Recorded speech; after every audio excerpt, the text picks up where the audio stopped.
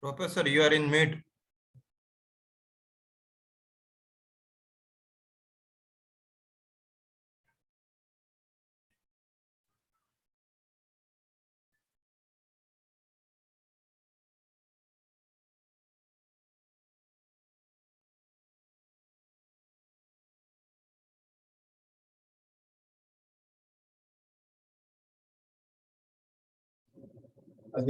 Okay, now can you hear me now? Yes, sir. Yes, sir. Okay, can you see me? Yes, sir. Yes, Professor. Can I see you? No. Okay. Okay.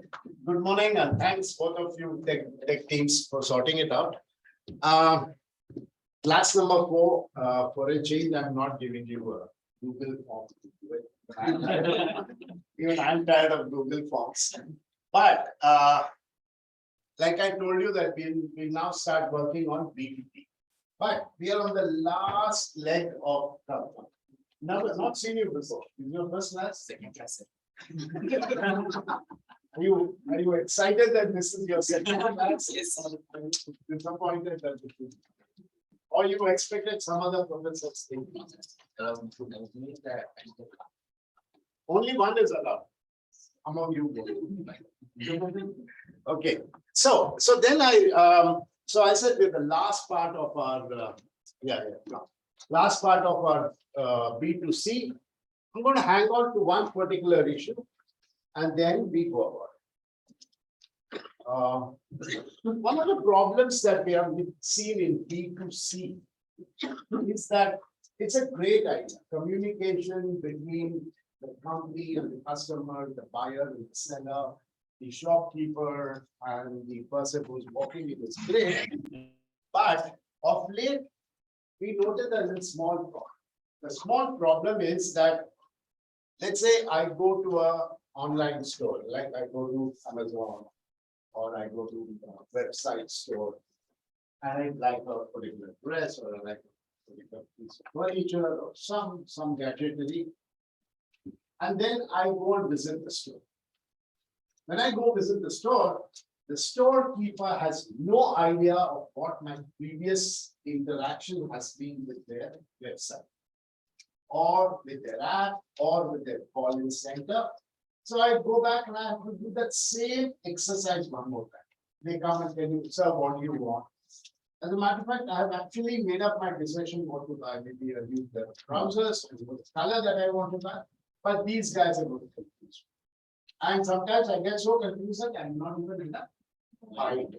So there is a lot of miscommunication amongst the various channels of conversation that's happening between the customer and the company. What are the various modes of communication that we have? One is we have a social media. Yeah, hi. We have a social media. Excellent. Way to begin the day. Okay, without we have a social media. What are the other modes in which we communicate? One is social. Which one? Print media. Okay. Then maybe we have a call center or something. Yeah. What is the other one? Then maybe a physical interaction. Correct? Ignore the spelling. So what happens is, what if, like for example, I go to their Twitter site or I go to their Facebook site and I like a particular product. Then print, of course, is not a two-way communication. It's more like a one-way communication, right? Because when I go to the social, you know who I am, you know my IP, you find out about me. Then I go and talk to their call center, and then they also suggest me a particular model. But when I go to the store has no idea of all this mode of communication. Correct? So the store guy is going to start off from the very beginning, and that's one waste of time. And the thing is, you might actually confuse the visitor. The other problem is, I go and complain to the call center saying that this is what the problem is. I go to the service center, have to start out all again and again. But this process is where, yeah, come in.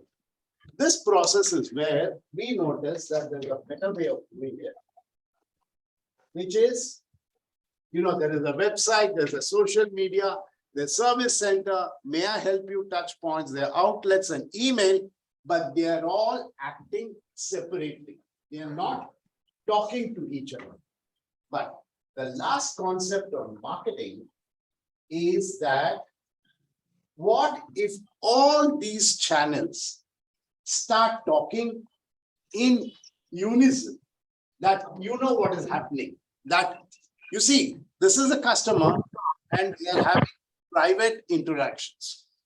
But a multi-channel marketing would be that everybody knows what is happening, and we need to move into what is known as a singular channel called the omni-channel.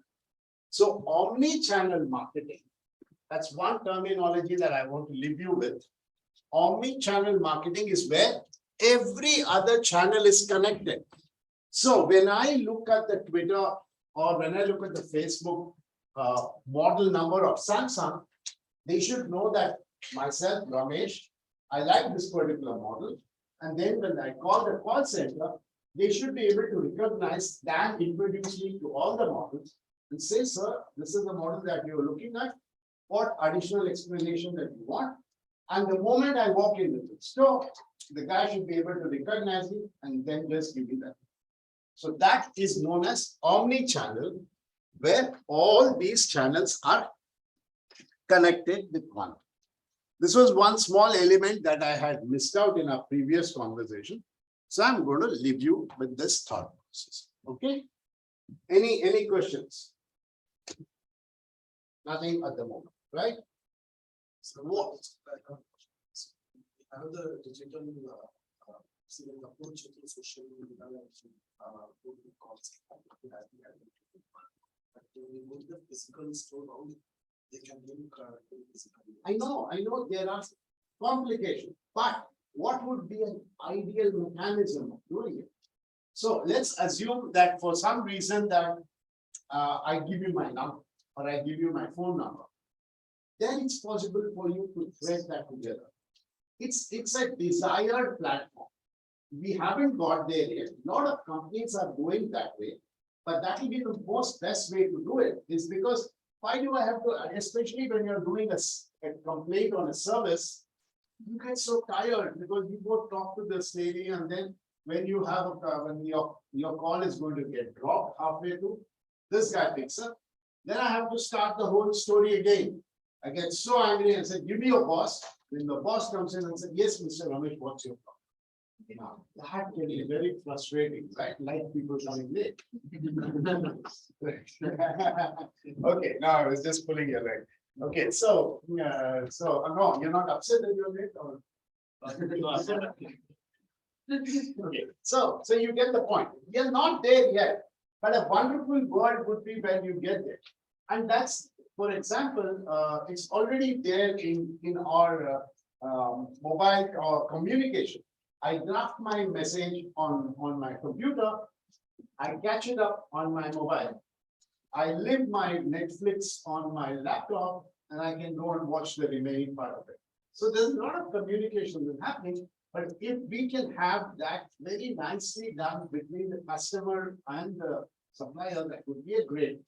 These are new thoughts and concepts that are coming in, and over the years, you will see that a lot of this is possible. Okay? Good. An initial purchase be more of like a data breach, or like personal data breach they're accessing. Like from a service point of view, I believe that repeating something is going to having some stored data as well. But if it is something to do with a new purchase and kind of just searching for different products, then that breach more like a data privacy. Yeah, that is a very delicate subject now. Data privacy is a very delicate subject. But we've already, a lot of breach which has already happened. We are now, how many of us have gone through that 27 pages of 6-font document that we have to sign before you get an email or before you get a message? And then you're very upset that Aadhaar is asking you for your blood group, right? And so, but I know that these are all, I mean, see, generally there is no one perfect way, and we have some problems with it. But let's say there's no greater joy than you are being identified, saying that, oh sir, I remember that if I walk in and say, since I know your name, I'm going to say, Jyotsna, oh, okay. I think you approached our call center, you wanted a particular address. And by the way, we have it for you. And that's what Decathlon does. Decathlon does that. If you want it, you go pick it up from the store there. Or they're trying to minimize the clutter, the noise, so that everything happens seamless. Okay. What I'm going to leave you with today is a little bit of jargons which are off late becoming very popular. If any one of these jargons you don't know, I'm going to talk about it, but you believe that you know these, I can even more. Are you familiar with all of these, or which one of them you want me to talk about? Or you want to go alphabetically all of them? Churn rate. Which one? Churn rate. Churn rate. Churn rate is like there is no loyalty among customers. So if somebody gives you a lower price, you just move. So the churn rate is known as the rate in which your existing customer moves to a competitor. That is known as the churn rate. And where is the churn rate very heavy? When Jio got introduced, there was a huge churn rate, like virtually everybody actually parents. Yeah. Okay, she won't know what's happening, of course. So churn rate is when you lose your customers to somebody else. And churn is inevitable. Inevitable. In every organization, every entity, every customer, you're going to have somebody moving. My liking for Sony channel colors or something like that is always going to be a churn rate. But as long as that is a reasonable number that you define you're happy with, but that's a number that is. That's churn rate. Anything else? Bottom of the funnel customers. Bottom of the funnel customer. And how does a funnel look like? How does a funnel look? This is. Why do I always? This is how the funnel is, right? So this is of course the top of the funnel, right? And this is bottom of the funnel. It makes sense. So what happens? What is a funnel? A funnel is that process in which you get a lot of them on the top, and some of them will actually come to the bottom. The funnel isn't as it looks like. It's got a lot of pores here. There are a lot of pores. I'm just trying to create an imaginary funnel. So you keep pouring water out there, and it looks full here, but only a little bit of that water is actually going to come down. What I mean by that is, for any customer or for any company, there are going to be lots and lots of people walking into the store, or lots and lots of people showing interest. As a matter of fact, maybe there were 500 people or 200 people who showed interest in joining the executive MBA people. That's the top of the funnel. But when it boils down, just maybe 150 or something like that who stayed back. So bottom of the funnel are those who have more or less made up their mind to join the course. And then, and it's a very important point, what am I going to do with somebody here is that I'm going to explain to him or her what it is, why are we better than somebody else, what is the uniqueness of our program, why should you come and join this, why you should not go for it. But somebody who is at the bottom of the funnel, don't waste your time telling him all this or her all this. Just execute your decision.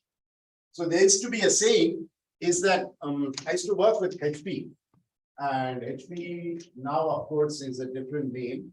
Earlier, HP was Hewlett and Packard, which was started by two of these scientists who are doing a lot of test equipment, components, and all that.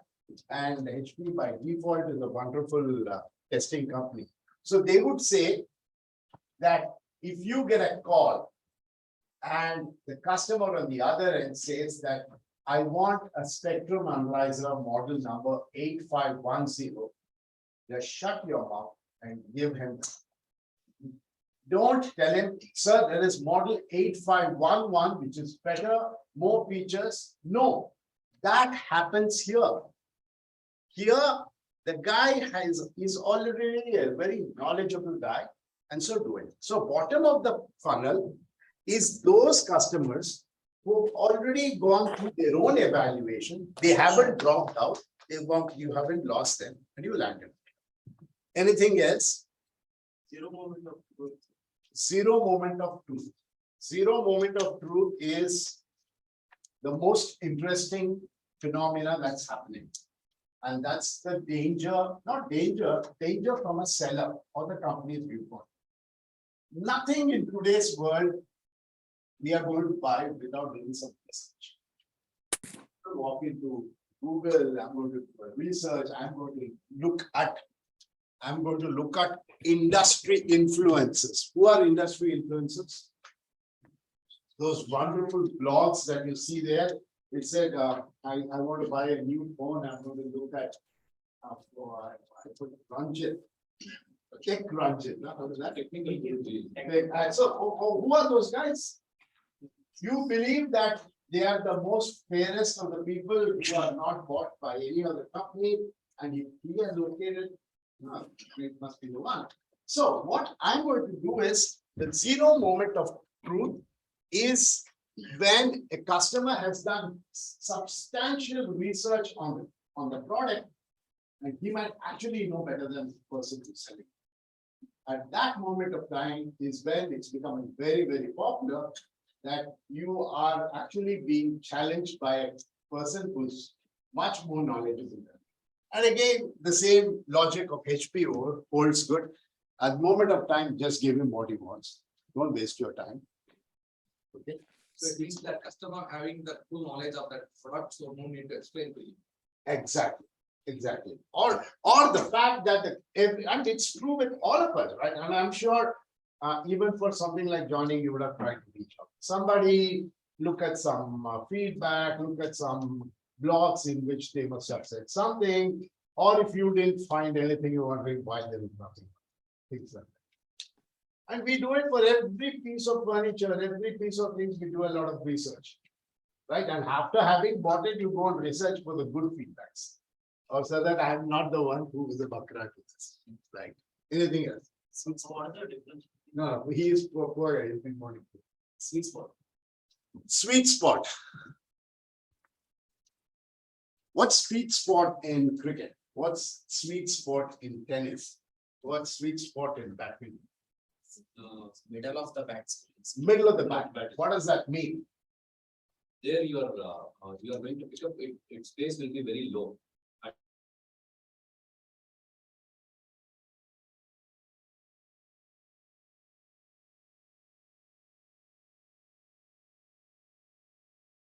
Efficiency of the bat. Or that's the highest. So sweet spot in marketing is that spot or that customer for whom exactly the product was designed.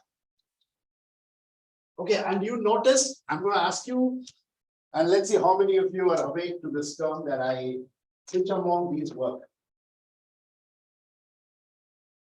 This one? Let's see what happens. Not bad. So, what does these three circles remind you of? I taught you in the previous class. Segmentation, targeting, positioning. Point of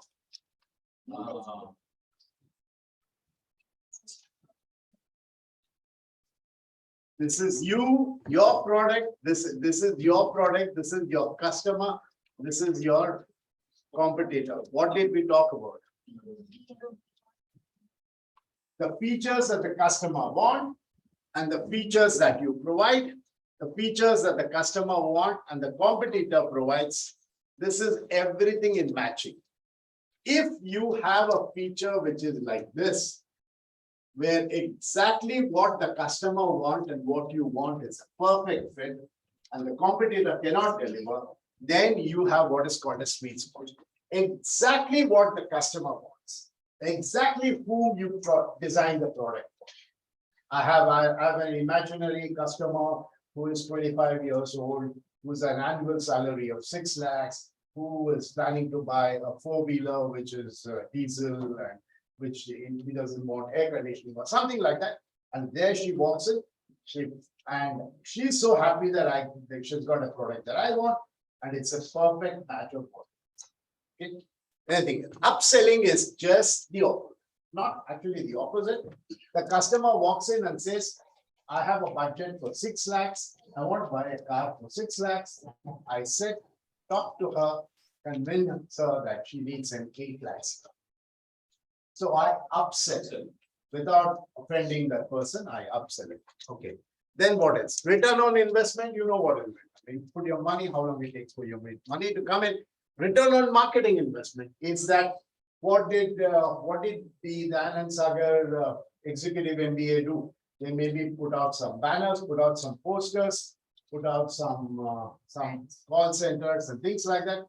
They probably spent about 10 lakhs for advertising. 10 lakhs divided by 100 is about how much? Somebody saying 1 lakh, somebody saying 100. 10,000. So 10,000 is what that I have invested in it. So if I take the 18 or 27-month fee structure, I know that I've more or less got a return on my marketing investment. It need not be on the actual investment on infrastructure and things like that. What else do we have? Integrated marketing communication is something that we just discussed now, the omni-channel. Funnel, this is the funnel, and that is cost of acquisition of customer. We talked about it.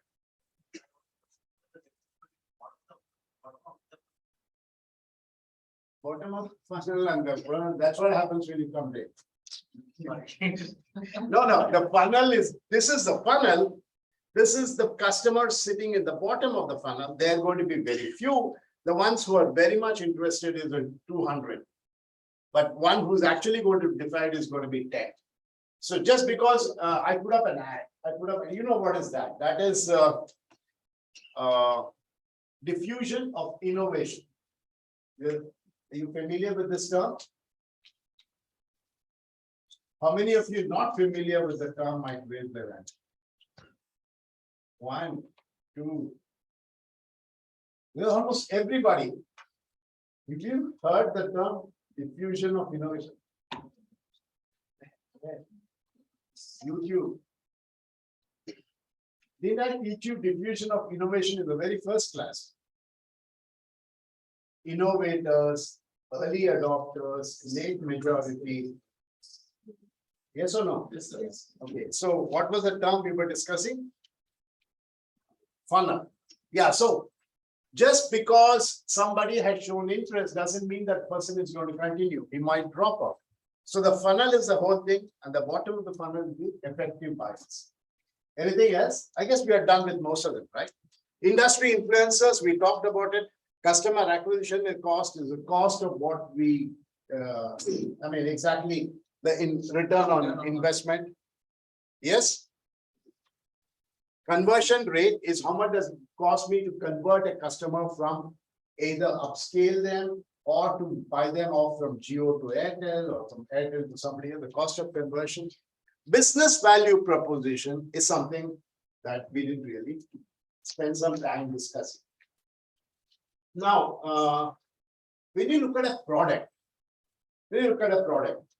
now let's say we take this pen as a product. Now, how do I sell you, or how do I convince you that this pen is a good thing? One is to tell the features of the pen, but the second is to tell them what would this pen do to your business. I'm going to say that, okay, this is pen, this is this mark will go away on your shirt, and then it lasts longer, it's got a little bit of shine and all that. But what does that mean? It doesn't mean anything unless and until there's a value proposition that you give to the user. Saying that if you do it, you're able to present it better. Don't talk about the product, but look at what the value that product brings into the customer. All of this we have discussed. I just put them across in one single place. Okay. So this is it. Word of mouth, you know what it is. Word of mouth, upselling, sweet spot, return on investment. I think we have done with most of them. Now comes the trouble spot, which is that what I noticed. How many of you actually, completed your submission of assignment? None of this. Okay, so it's almost like none, right? Or one of. So now, one thing that I noticed is that I'm not very sure how you have done your share screen.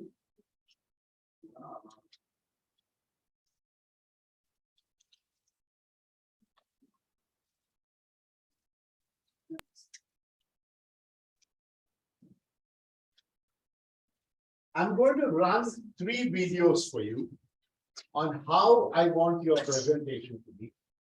And hopefully this will give you an idea. This is a previous batch, guys. Some of them you might even see them in during your coffee break or something like that. And look at this. I'm not saying they are the best or they are the ones, but this is just the ones that I picked. Hello, hello, Professor Ramesh. Good morning, good afternoon. We are here, Group 9, to talk about future group business and presentation on the marketing subject. We will take a quick round of introduction of the team, and then we will look into the presentation. Myself, Kiran Dasappa, I will act in this. Hi, I'm Venkatesh. I'm acting as a product marketing manager.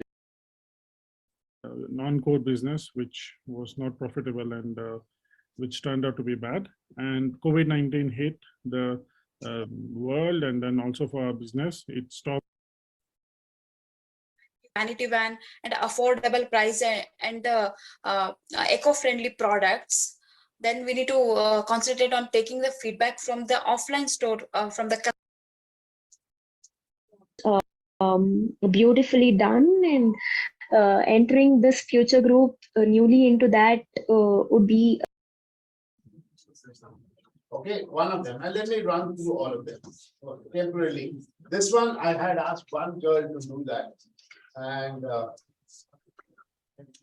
Good evening, Professor. I'm Aishwarya from Group 11. I'd like to present the topic on Keysight Technologies. Keysight Technology is a licensed product lately got turned off in an agile environment, which is named as a model 511 in the year.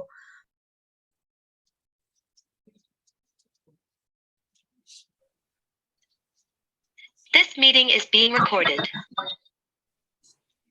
Hi, professors. My name is Mohammed Yunus. We all belong to Section B, Group 10. I would like to thank you for giving us an opportunity to place a business proposal on behalf of BSNL.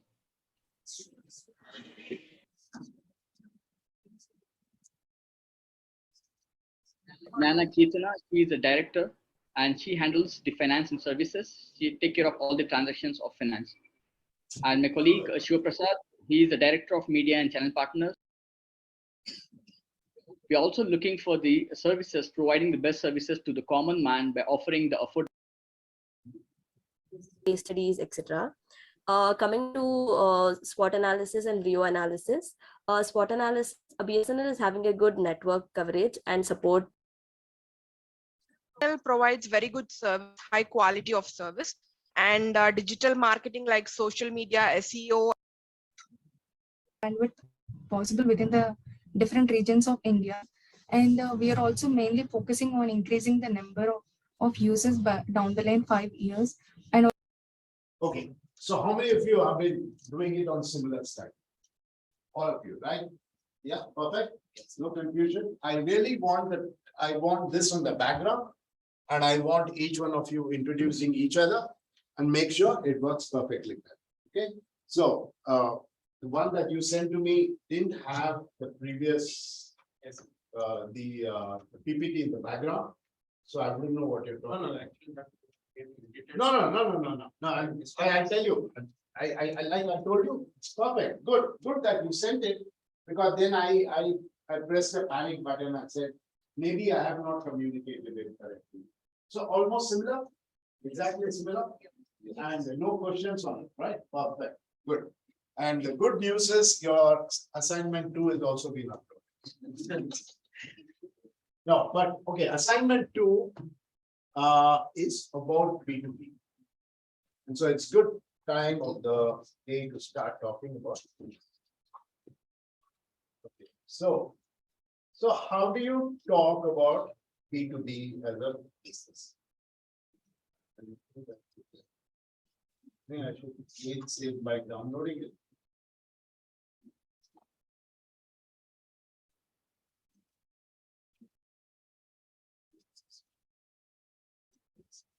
These are your questions for B2B. These are the 4 cases that you will be talking.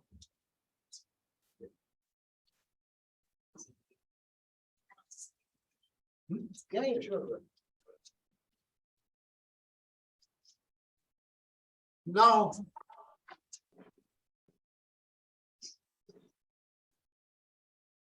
I'm not going. Okay, so B2B heavily sourced from multiple sources. All contents acknowledged. I should do this, right? Because I just copy left, right, and center to give my stuff. So what is organizational buying? What are the buying situations? Before we get there, what is actually B2B? Let's have some 10 minutes. And what is B2B different from B2C? And why I believe generally all of you are in the B2B business. Let's begin with you. I thought you wanted to say something. Yes. No. Yes. Yes. You think she wants to say something? Yes. Yes. Okay. So what's B2B? Business marketing. Example of that. How do you think it's? Give me an example of it. You are not in the B2B business at all. You are completely out of B2B. You're only in B2C. We are into the B. He's arguing.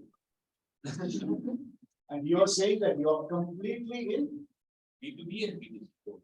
He's selling scooters and motorbikes. How can he be in B2B business? Some company to the dealer. Company to the confusing company to the distributor and company to the dealer is the B2B. You agree with him? Or you want to agree with him? But the professor agrees with him, so we can say, okay, good. Anybody else online? Any other example of B2B? He's saying that every B2B, I mean, he's saying something very, very interesting. Every B2B business has to eventually, in some way, end up to be a B2C. In 99.9%. Any other examples of B2C? Offering IT services to an organization is considered a B2B. Software services. Software services to a client, okay. Understanding competition of the competitors. Understanding another competitor is a B2B.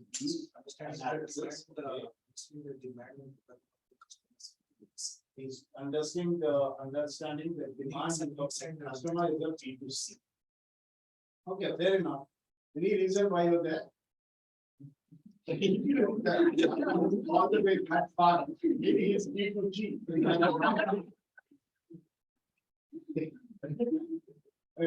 Yeah, example of B2B, sir. Where do you work? I work for a product company which provides virtual reality technology services. And who are your customers?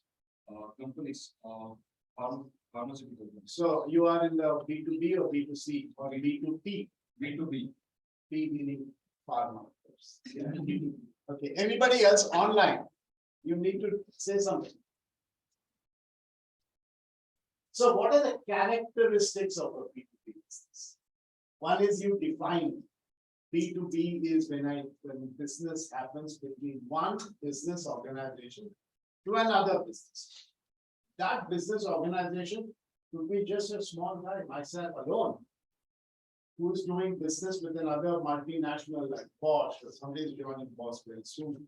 Yeah, and or something like that. So that is what is a B2B. But what are the features of B2B and how is it different from B2C? They do not directly deal with end customers. They do not directly deal with the end customer. That's very nice. Okay. They don't reach out to like. They don't everything. Yeah, wait. Let me get they you're saying in B2B, no direct will simplify contact with customer, correct? Okay, we'll not agree or disagree for the moment. Yeah. Yeah, what is it? Selling pattern, Selling pattern is different. Okay. cost plus here rated in market. Oh, what is that? It's cost plus. Whereas in because we'll make this column small because we have done enough of it. This is margin, huh? Or something like that. You said MRP. Cost plus with margin. Okay, margin. MRP. Okay. Next, any other example? Other business and not directly based on the customer's demand. It could be based on the business that you're reaching in market. You're making a very interesting statement, so you need to further state that, if possible, with an example. So, for example, if TVS is reaching out to its customers, it's TVS is to study the market demand and whatever is on the customers. But if TVS is hold on. What she's saying, and I'm going to help her out with this. If she's saying, if TVS wants to know the market, the TVS is going to look at how the scooter buyers,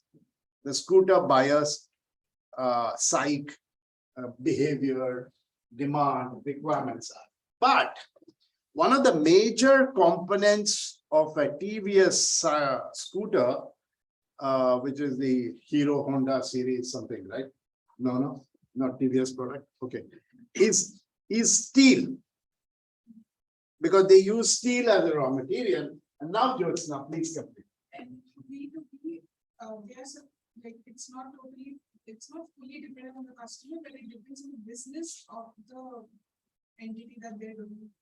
So while what she's saying is, while they need to look at how much steel does TVS require to make the scooters, that may not directly have an impact with this number of sales, but it's better for them to know how the market is behaving, because that could then have some kind of an indirect impact. Okay, very good. So there's some kind of a I mean, I don't want to add the lines that I have in mind. So they have a chain reaction or something. Anything else? Marketing strategy. How does that, beyond that? Another 2 lines to Reaching the customer is in a different way for B2B and B2C. Selling pattern is different for customer. Yeah, okay, reaching out to customer. Okay. Like, so suppose if you want to sell 100 tons of steel, by so I mean, he will not buy it instantly. So you will come up with a marketing plan and business benefits, like how do you what is the time He is saying, what's your name? Sham. Sham. So Sham, Now we are all in class 4, right? I mean, we are all very educated. There's only 2 classes difference between you and me, right? So your answers have to be a little more tighter. And I'm going to help you with those answers. He's saying that if there's a customer who is needing 100 tons of steel, the seller might want to know what is your consumption pattern so that he can plan accordingly. Right? Or is there something else? Yeah. So it could be a large requirement, and he might want to plan according to the schedule set. So there's going to be what you're saying is there's going to be a staggered purchase, right? Right. Staggered purchase. Now, the good thing about staggered purchase is that you can plan, or you can also know that if I give him a discount at this stage, I can continue to be in his books because the number of volume purchase is going to be larger or something. Anything else? Funding. Funding. What is funding? Funding. B2B each other, they Bank to organization. bank to organization or each other. B2B, they how to help each other on funding. You are saying something. You're saying something very funny. You're saying B2B customers help each other. Yes. Credit based. Maybe through credit. I'm sure you can follow this because this is just, I'm going to write it haphazardly or some other soft benefits. But you also give EMIs here, no? You also give EMI there. Here, inventory funding and all will not be there. Inventory funding will not be there. Okay, that's very good. Okay, fair enough. One more. But still haven't, we are still in that, like first class of swimming, just putting our leg on this. STP's model is differs. Which one? Compared to B2B and B2C, the segmentation and targeting motion differs. In B2B, the segmentation, target, and positioning differs. Okay, but now explanation. One more example. For example, the manufacturer who sells his products to the other businessman who ultimately sells to his end customer. So his segmentation, he's targeting, the manufacturer is targeting only to the other businessman, not the end customers. Okay, so there's almost something like Jyotsna said that you look at steel and then this guy sells to it. So what you are saying is the company to, let's me not correct, business to business to business to business to business to consumer. Is that what you're saying? There are going to be many layers before it actually hits the consumers. Example, this one conversation is worth 10 slides. So it's a wonderful thing. A coal mining, ore mining goes to ore smelting, goes to steel manufacturing, goes to steel cutting, goes to pipe bending, and then maybe some many more. And then you have a end scooter as a product. Correct? Is that what you're saying? But let's see how many of you are going to answer this. All of you following? Everybody else? Because as I said, a picture is worth 1,000 words. A two-way communication is worth hundreds of slides. So what's happening between here is of course the starting point. This is the starting. What is happening here? What is happening here? What's happening here? What's happening? What's happening here? Okay, then hang on. I'm going to help you out. Business, you got it. Business. Then this is dealer. Then this is distributor. Then this is local sales guy, local showroom.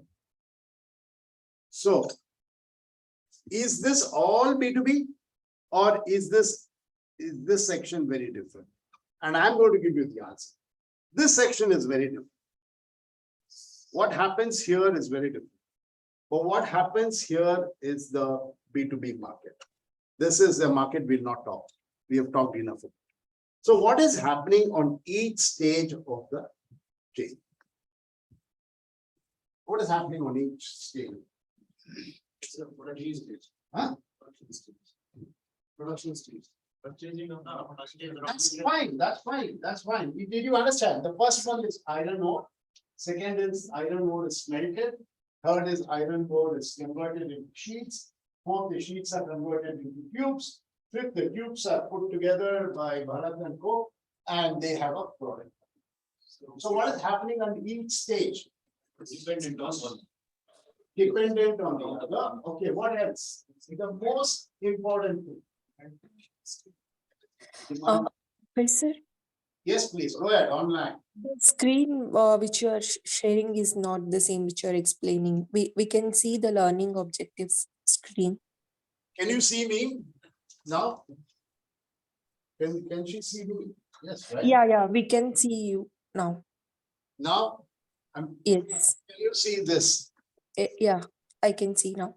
Thank you, Professor. Great idea. Well, okay, so I'm saying is that we are talking, somebody gave an example that there are many bees before it reaches a seed. All right, it's almost like a problem. Okay, there are many rivers before they reach a sea.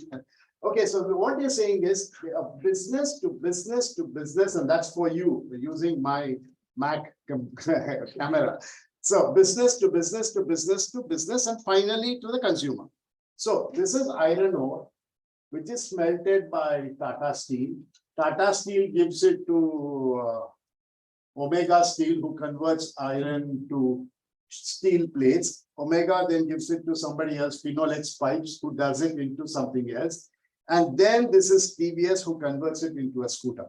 So what is happening along all these stages? I'm waiting for that one answer. The services gets transferred. Right? The Services. Product transition. Okay. It's ultimately a business. Still not good. To plan the whatever the stages in the B, the input or the demand should flow from the C, each stage. To plan their production. No, still not getting what I want. Do I give it out the answer? One of you, you've been very quiet this section. They are huh? Fulfillment. Closer. Think about it a little bit more. Huh? A channel is being formed. Value creation. Supply chain. What is that? Value creation. What do you mean by that? In each stage, product is getting about Instead, the customer, the company is doing something else to it. There is something that is adding to it. It's either some ingredient or some shape. It's not what it started off with. This guy gives you ore, this guy gives you the smelted ore, this guy gives you pipe. There is a value addition to it. It's not the same product. Why did I tell you, and again, if you can see it, is that why did I tell you this is not B2B? Because he is not doing any value addition. It's still the same scooter.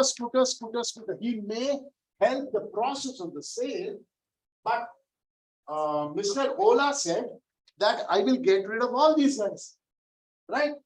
What did Ola say? I'm not going to have a sales outlet. I'm not going to have anybody else. You just give me an order. I'll come and deliver it. So they have eliminated middlemen in this whole process. So very good. Do you all agree with me? Yes. There's a value addition. 1 kilo of iron ore, 10 rupees. 1 kg of smelted iron is 20 rupees. 1 sheet of that same thing is 100 rupees.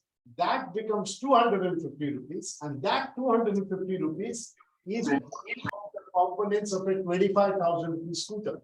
So everywhere there is a value addition. Okay, what else is? I'm still not happy with your answers. What else is it? So the time in these cases, you can build a brand also. You can build a brand of it, okay? The manufacturer decides the pattern. I mean, most of the times the manufacturer. The wholesale manufacturers for this specification, this is what I wanted. He might outsource it to the other piece, get it back and integrate. But let's say, for an example, I'm Google car application. I pick a Panasonic infotainment system. Yes. Might pick a MRF tires. Yes. I define what I needed. I holds the specification, what I needed for my particular vehicle. But as a supplier, I may not add a value upon beyond what I want. So, okay, I get what he's saying.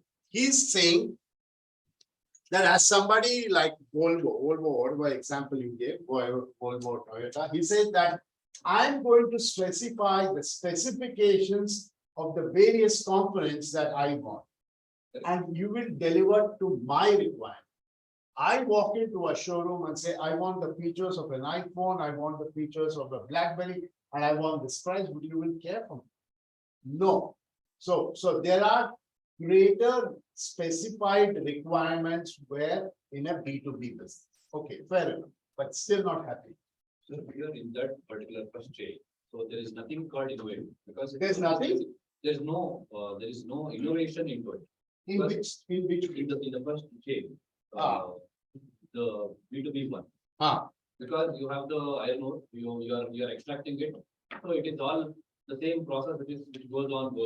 But when it shifts here, you have innovation into it, where you will produce 3 different models based on the end of the customer. Okay. So then what is B2B then? B2B is lack of innovation? Innovated and the same is continued once it is done. So there might be. Okay, maybe, yeah, maybe we'll see how it goes and we keep your thought aside for the moment. Anything else? Who are more? B2B customers are more or B2C customers? B2C customers. There are more B2C customers than there are more B2B. Somebody is not convinced. B2B are more. How many of you are saying more and B2C are less? Okay. Who has more value? Who has more purchasing power? B2B. Who has more purchasing power? B2B. Then what else are we missing on? There's something else. I want to buy a phone. Or I want to buy a hairclip, or I want to buy a bottle of water. How much of thinking goes in my mind? And what happens if I buy the wrong water? So now what is the difference between B2B and B2C? The other day I liked one nice looking tie. Just creating an example, a long time since I stopped wearing one. I just buy it. And a few days later, I don't even know where it's gone. My wife tells me all the time, can't you buy things, no meaningless, buying, you get emotionally carried away. We found that girl who was selling it pretty and you see them. So what is B2B? In B2B, starts fixed minds, what you want to buy. What is that? I give this example, not to say that, I give an example, hopefully you guys will give me a B2B example. Okay, that's what is that? Thoroughly about your product, what you and like exact specifications, but at the customer level, it's not like exact. I'd be having specifications, but I have options like 2, 3, 4 options, and then I compromise. Then you compromise on what you want, and then so you have a So that's good. You're saying that there are more or less the idea that there's a certain specifications that is based in the mind. But what were they saying about liking the salesperson and buying it? Can that happen in a B2B? No. So why did I got emotionally carried away? But can I be emotionally carried away while ordering for the next whatever huge generator for my company? Oh, I like that person. Is that going to work? No. Okay, so what is B2B versus B2C? It is only a business. Business oriented. It is going to be business oriented. There is none. There is a psychology factor involved in it. There's no psychology. Okay. I think enough. Should we go to the next slide? Or one more from all of you who are seeing this piece of writing. B2C, you have to consider different mindsets of customers buying it. In B2B, it's not like that. Okay. I mean, you have to think about probably if there's one product, you have to think about like what in 20s like people might think about the product like, versus what in 50s like people might think about the same product. But in B2B, you need not worry about it. in B2B, in B2C, you need to think about many buyers. Yes. Before the, okay, I'm gonna confuse you all and then hopefully get the answer. Answer. Yeah, so let me just hold on to your thought, let me give her, unless it's correct, in a way it's connected. No, No, okay. So you're saying that in B2C, and this is very important, don't think that I'm just getting you all to while away the time, is because when the answer comes from you, it's an answer that stays with you all the time. So what you're saying is, in a B2C situation, I need to worry about hundreds of customers, whereas in a B2B, I need to worry about only one customer. Is that what you're saying? No, it's not what you, it's something like that. It's like, I think she's saying the point of view that for B2C, you have to kind of consider the person's life cycle, lifestyle, and life cycle. Yeah, like the sweet spot in my customer say, I said that. Yeah, it's not. Buying behavior, and probably the demographic location and things like that. But for B2B, I think it's more about a specified requirement of a product. You need to technically think about it, not about the mindset of the Not, okay, you need to think of the technicality of the product and what they want. Okay, fair enough, good one, good one. Good one, good one. Okay, so Professor, I would say, B2B is something where one business caters to the other business based on the requirement model or the goods or services in the required model particularly to liquidate these stocks or services to the customers.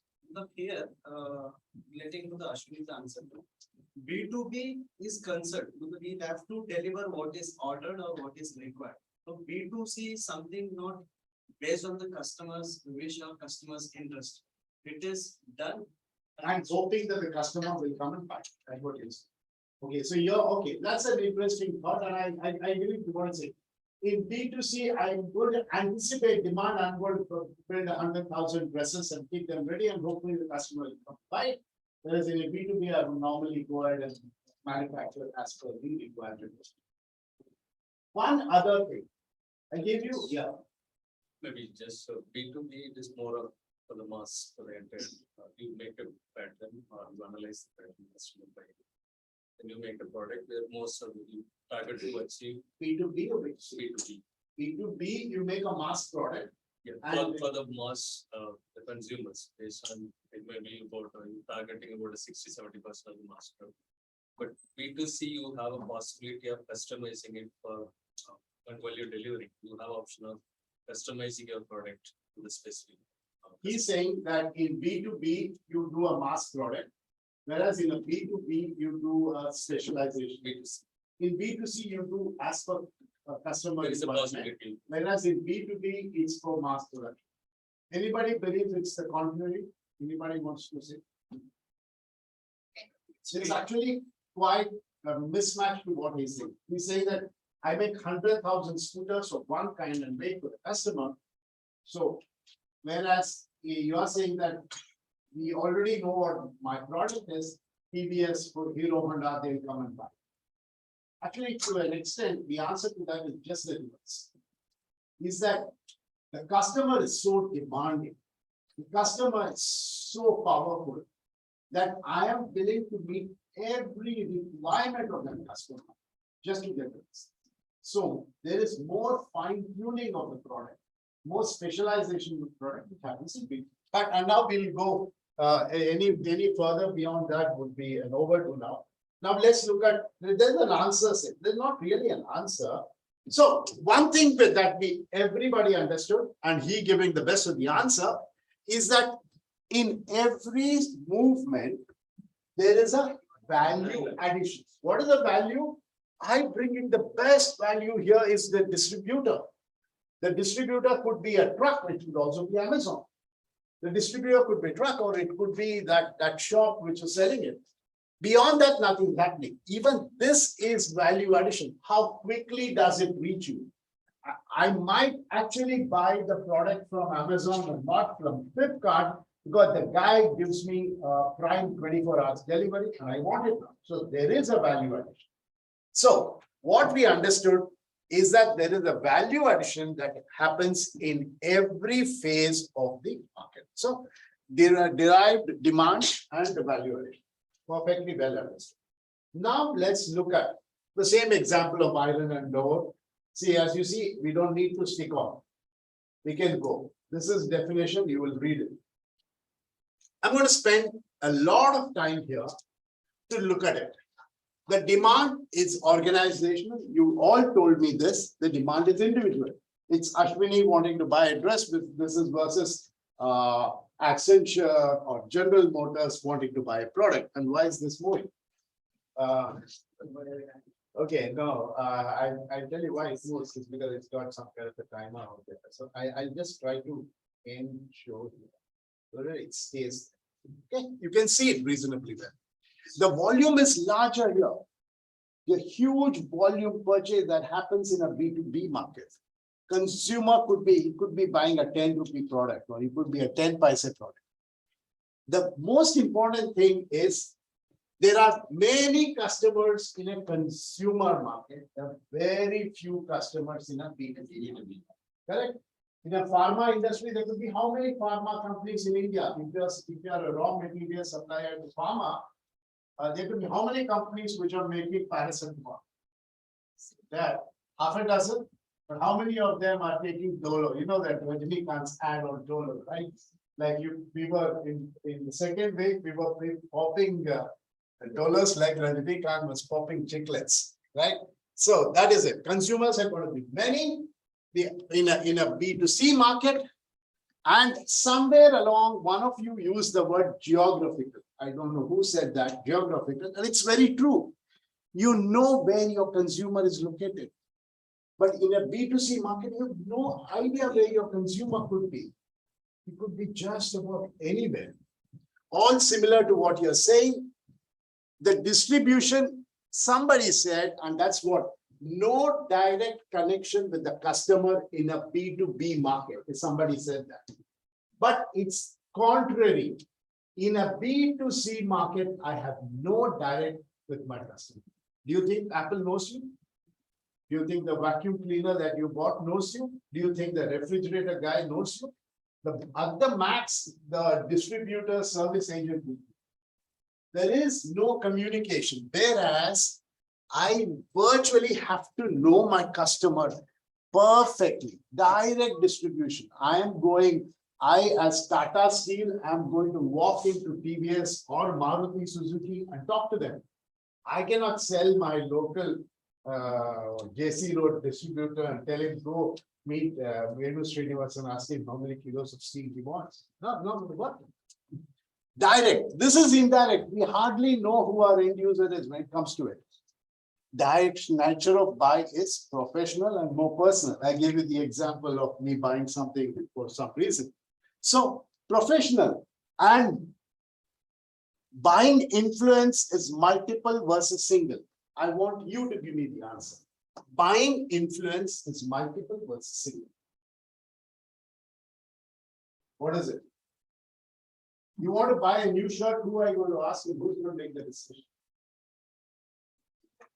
I make the decision, that's it. I like that my wife is always wear white. That's my goal. So, so buying influence is just me. At the most, somebody else might give me one opinion. And then I remember one instance, I and my colleague, we went to meet, he's now very sunny. We went on to become Vodafone Tech. So he used to work with a company, or he used to head a company called Vodafone Max. They were into paging services and all that. So I and my friend went to meet him. It was a big deal. My colleague, we went to meet this guy. Big guy, like meeting Narayan. At the end of the meeting, we both concluded, wow, his shirt looks so great. Let's go buy a shirt. So there you see, I mean, at the end of the meeting, we just emotionally carried with my shirt. And I remember that was a time when we went towards Krishnapuram and that Arrow second sale. I don't know if they still sell those second sales that day. instead of worrying what happened to the meeting, both of us ready to have seconds and more. So the influence of any purchase is single, but the influence in a B2B is very multiplied. Because there are more decision makers. There are more decision makers in a and name those decision makers. Like for example, like in my company, I am an app developer, so there will be a B2B, for example, I work with Varnish. So in Varnish, it's like there's few set of decision levels happens. Like there is one business model which tells you like it should look like the app should look like this. And then there are technical persons who give advices telling. Okay. So it's like different levels of people who come. No, I want you to now, unfortunately, you got your call. So Tanish, you're saying that there are multiple level of decision makers. Now, name use one is an app developer or app approver. You are the app developer. One is an app approver. Then there is a technical guy. Then So actually the first level is business people who just reads the market and tell you what they want in the app. okay, so see requirement document. Okay. Then And then there comes the people who actually know the code schemes or like whatever the actual, actual technicality of it. okay, then the technicality of it, and then And then there will be like. join, save her. Give her more names. Huh? Implementer is on their side, not on your. Communicator who knows actually the technical knowledge of app and. There'll be a communicator. Okay, what else? Finance, user experience. Finance. Then. Okay, purchase. And then Then maybe legal and all that. Okay. Fair enough. Good, very good. So there are multiple. We'll come back to this later on. That's why I wrote it. Okay. So there are multiple. Where was this? Multiple buying. Negotiations are simple. We'll talk about the easier part of it. Why do you think negotiations are simple in B2C? Because I go, I need to I say. Oh, you want 10% discount? That's it. Over. With no much further interaction on it and make the sale. But why is negotiation very complex? Because it is bulk. Bulk. There are a lot of terms involved, a lot of deliveries, a lot of SLAs, a lot of post-delivery issues. There are too many complexities. There are too many people involved and too much of complexity. Actually, somebody gave me this answer. I don't know who gave me this answer, but reciprocity is an S in B2B market. What is reciprocity is an S in B2B market? And somebody actually gave me the answer. Because it is not a one-time business for them. Reciprocity, you know what is reciprocity? Are you doing something? I will do it. So one could be funding. One could be funding. Actually, the customer might even fund you, saying that, okay, go ahead, I'll fund you the money. The second is, I may be supplying steel. I may be Tata Steel supplying steel to Maruti. I might actually be a buyer of 100 Maruti cars. Where's the possibility that you, Mr. So-and-so, you bought a car, I'm going to buy something from you? No. There is no reciprocity in B2C. And leasing, greater. Lots of terms of payment, lots of things. How do you want to do it? What are they legal? Then promotion, personal selling versus advertising. This is the beauty of B2B. After all this conversation, the way a B2C product is sold is not sold through that person. That's incidental. It's sold through ads, through banners and all that.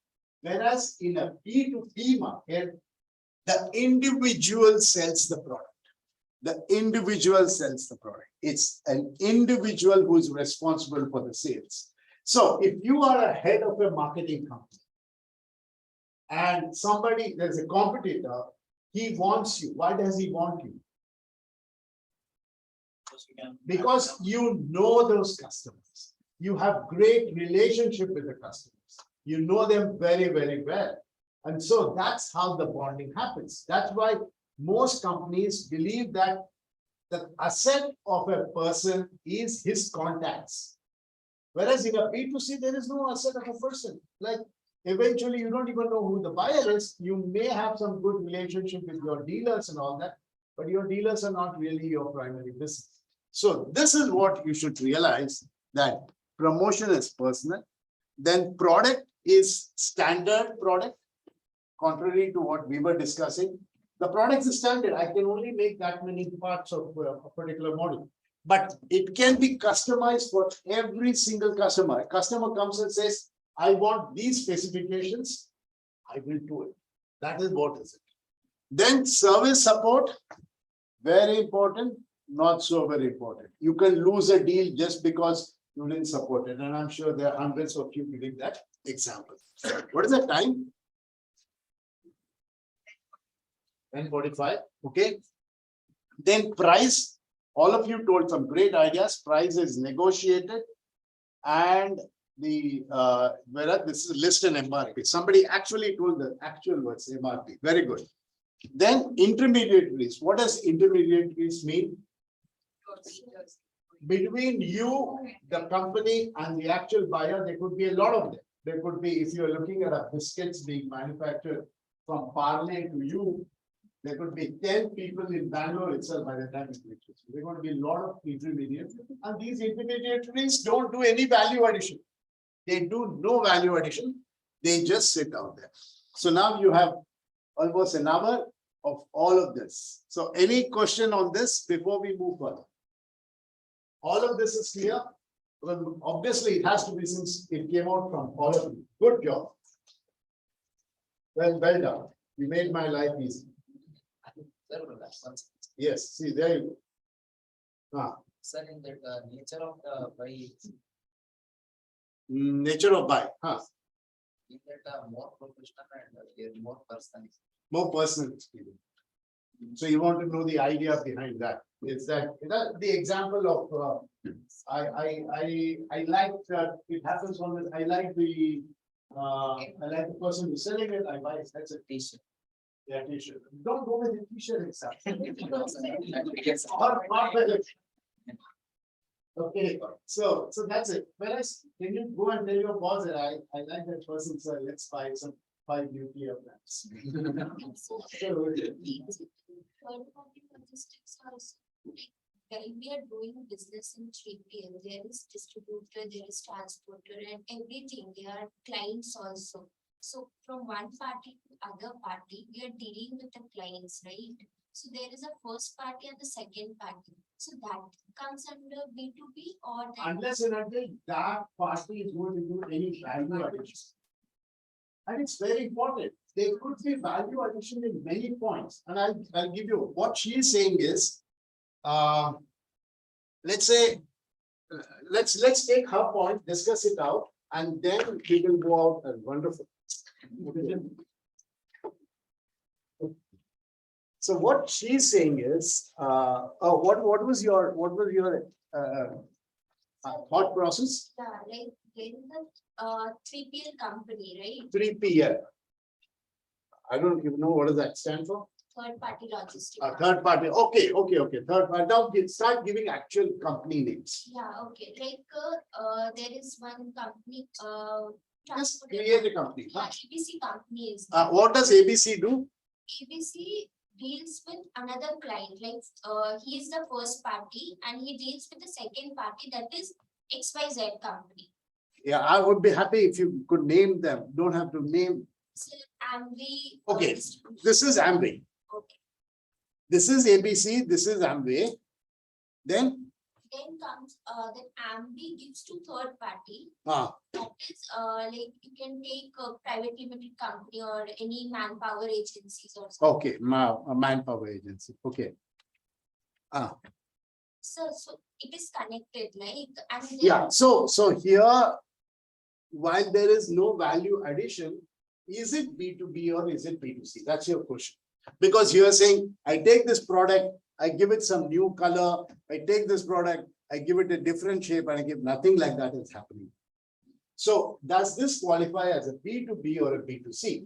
It's a very interesting question because there is no way Mr. ABC could have ever gone to Mr. MPA without the help of the amplifier.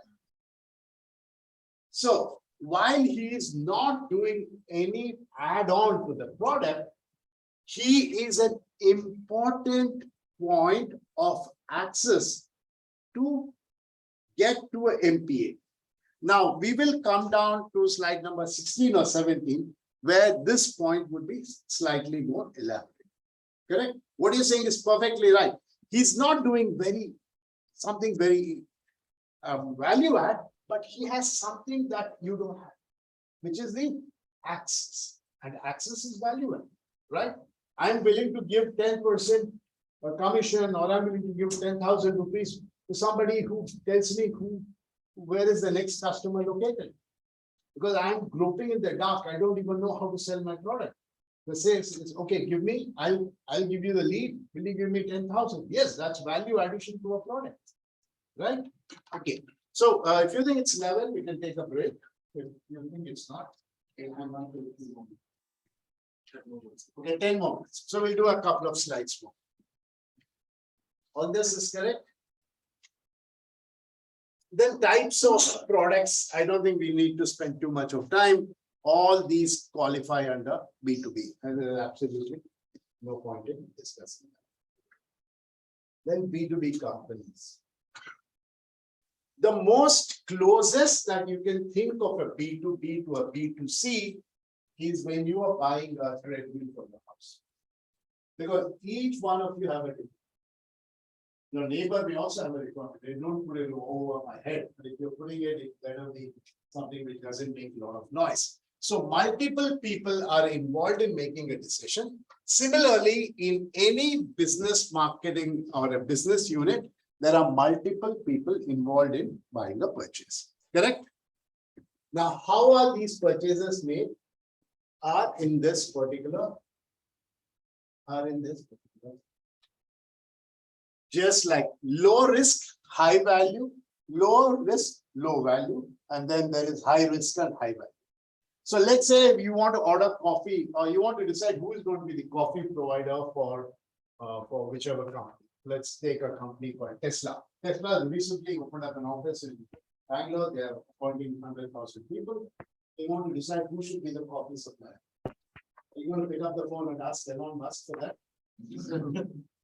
Not necessary, right? Why? Why would you? Because Elon would get upset. No, it's not required. It's not required because it's low risk. At the most, people might get a headache. Nothing beyond that, and low value. It's not a big deal. Not spending too much of that. So there is a low risk, low value purchase. Then let's say we want to buy, let's say, a better quality internet connection to our office, or a very important segment of the car. That could be high value, but its impact on the whole organization could be very low, like basic raw materials. We may not also, there is a certain section of purchase. Then there is high risk, low value. What is high risk, low value? Is like, I'm assuming at this stage, we're talking about insurance companies, third-party insurance.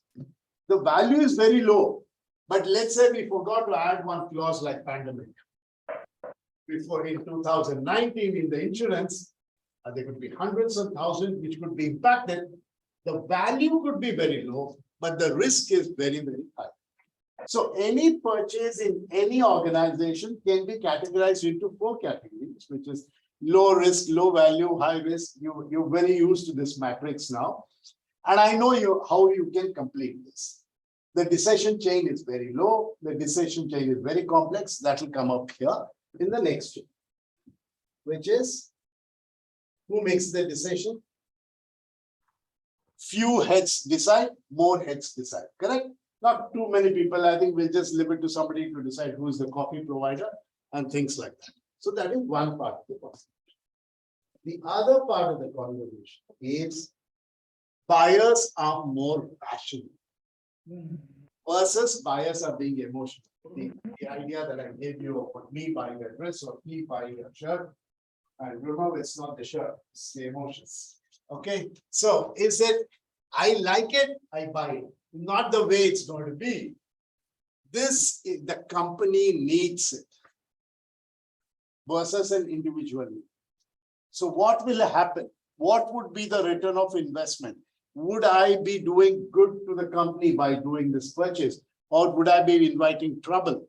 What would it do to the overall return to the company? So they're going to come back and ask, if we buy this product, how will it improve our efficiency? How will it improve our bottom line? None of these are being thought about in a B2B or a B2C market. So you got two of them, right? Emotionals don't play a role. That is the second part of it. Then complex. Okay, I think this will take most of our time for me to put this point across. Let's take a break and then come back. Right? 11:30 or whatever is the time. 11:20. 20 minutes, right?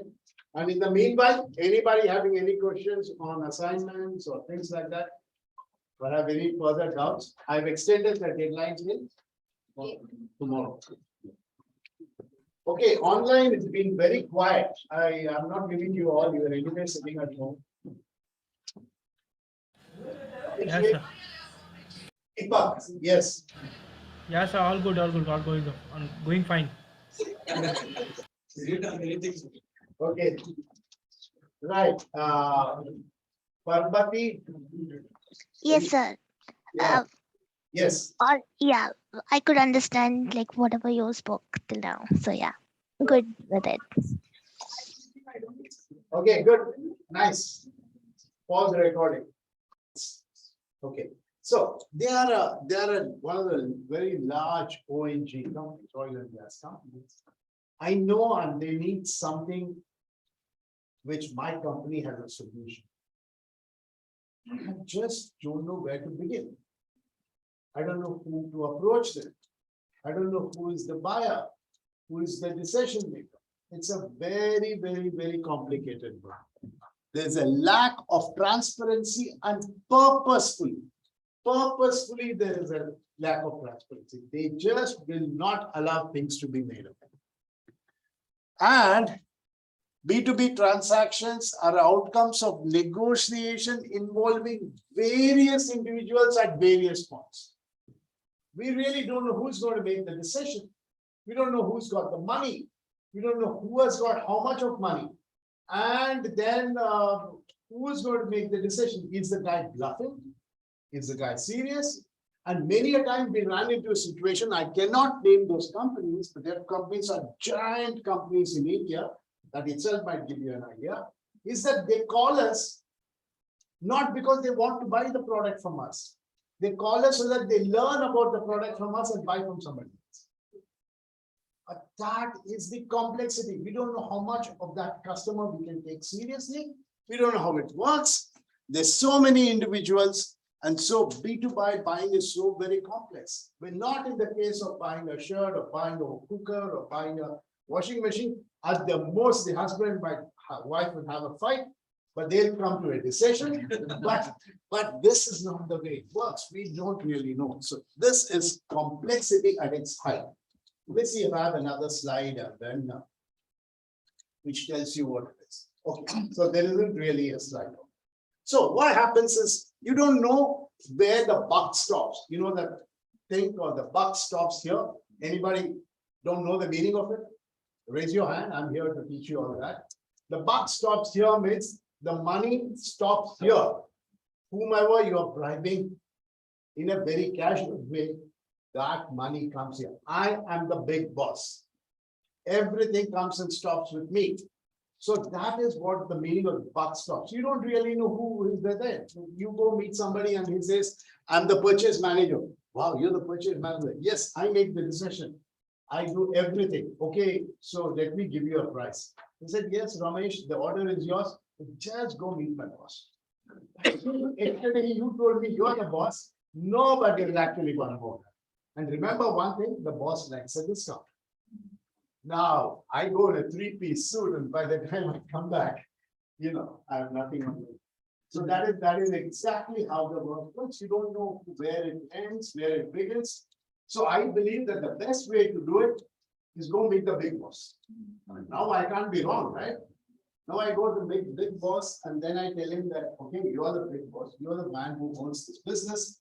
And so, sir, here is the product, and you come, let's deal, because the buck stops here, right? So he says, perfect, I like it, but I'm a technical guy below, why would you go with? Because I need him to work. So it's always like a big chain. You don't know how purchases happen. And this can be the biggest complexity in any B2B purchase. That's point number one. But the most important point that you must understand is that there are varied needs, varied applications, and varied price points. What does that mean? The same product that I have, it could be, let's say, what could it? It could be just steel. Steel is required in all kinds of places. Steel is used for manufacturing for buildings. Steel is used for making motorbikes. Steel is used for making utensils. Steel is used for 101 applications. One product, multiple users, and multiple price points, right? If multiple outlets. I'll give you one example. I hope to convince you on that point by looking at this example. Now, let's say it's a computer company. For the computer company, what's the most important that life will not go forward? Is it assembling, manpower, or the Intel processor? It's the Intel processor. If there is no Intel processor, there's no way that the computer can ever be built. So that's the key part of their business. Now from there, we move to a software company. For a software company, they of course need the computer. They need broadband. They of course need manpower. But among all of them, which is the most important thing? Manpower. So computer is also required, but computer is among the many things that is required. In this case, there is software company, there is a computer company, and this is the retail outlet. If the supply chain doesn't work, what do you do with the most complex computer or the most complex software?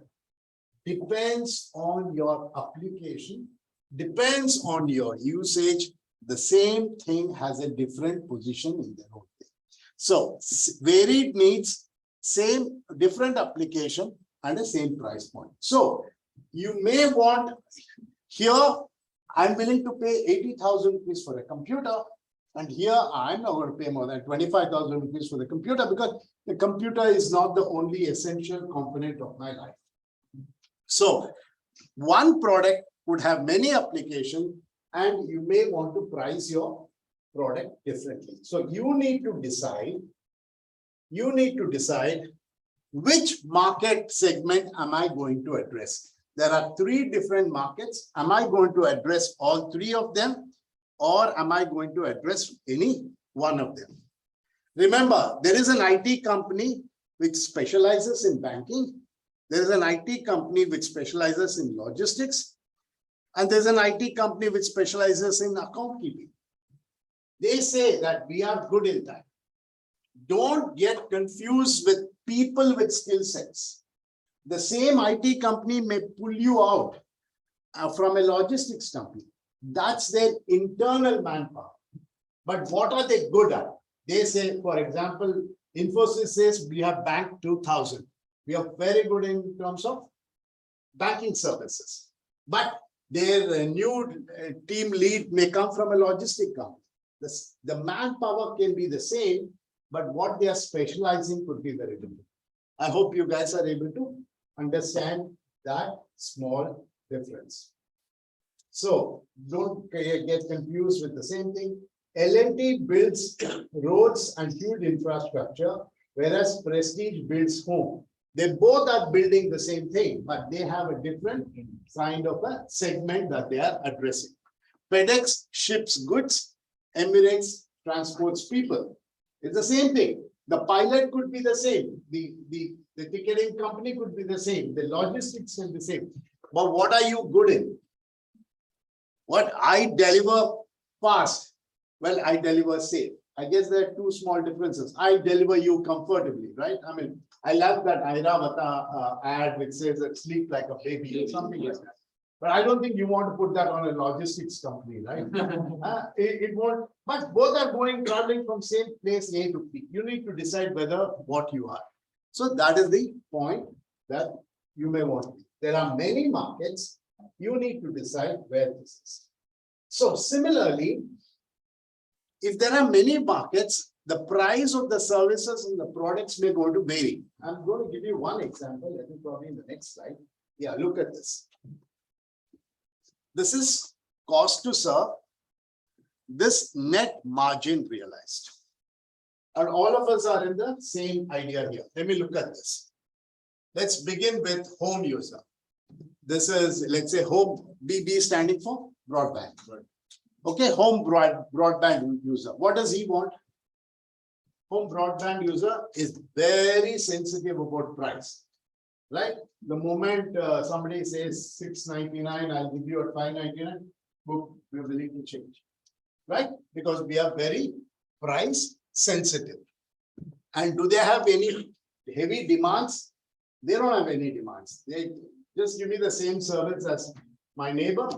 When my internet is cost, my neighbors should also go, right? Because I don't want him to.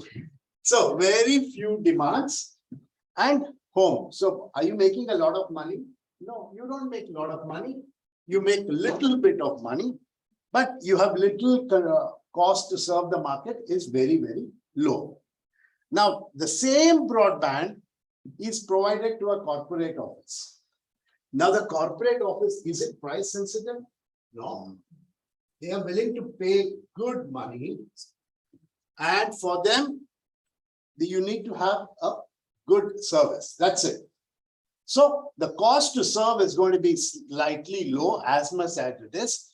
And the margin is going to be much higher because you need to employ slightly more people, but you can make more money in providing a service to somebody like that. But on the end of the market is one more guy, which is called ONG. What does ONG stand for? Oil and gas. Now, let's say oil and gas companies, they need broadband. Of course, they need broadband. They want to call all kinds of data, huge amounts of data. But where are these oil and gas companies located? In NG Road, in the heart of the city, in the heart of the town, in middle of Connaught Place? No, they are offshore. They are in, they're probably middle of nowhere. And they still want broadband. Now, they are willing to pay you top dollar. They are willing to pay you the money that you want. But how much does it cost to serve them? It costs huge to serve them. And because once they are down, you really have to send somebody who is swimming to go across the English Channel and go and repair it. So costly to serve, but they are willing to pay you huge one. And then there is a telco as a broadband. A Jio also needs broadband. Airtel also needs broadband. They are bulk consumers and they will squeeze you out of every dollar that they can make out of you. So what am I saying is, it's the same service, but you need to decide which market am I going to be very comfortable. Am I going to be at giving this service, or am I going to be somebody else giving this, or am I going to be somebody like Hughes or somebody else who is going to be in this market? Or am I going to be a CMEV fiber, which is connecting across continents? So the idea is that depending on the kind of price that you believe that the customer is willing to give, you will go up and address the market. So the point was varied needs, varied applications, and varied price points.